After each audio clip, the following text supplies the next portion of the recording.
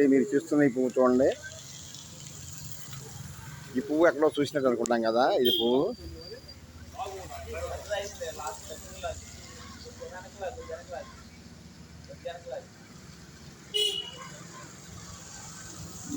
పువ్వు చూడటానికి చాలా అందంగా ఉందండి. కానీ ఏం పుష్పం అనుకుంటున్నారు, ఇది గోంగూర పువ్వు అండి. ఇది గోంగూర చెట్టు చూడండి, గోంగూర చెట్టు. కానీ దీని పువ్వు మటుకి చాలా అందంగా ఉంది ఫ్రెండ్స్. చూడండి, పువ్వు చాలా బాగుంది.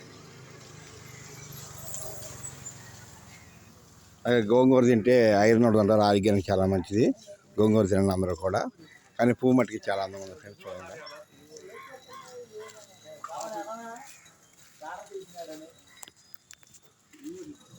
సరే, ఓకే ఫ్రెండ్స్, ఓకే. అందరూ బాగుండాలని కోరుకుందాం.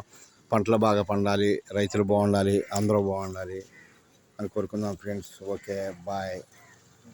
ఓకే, మీ అందరికి కూడా శ్రీరామకృష్ణ.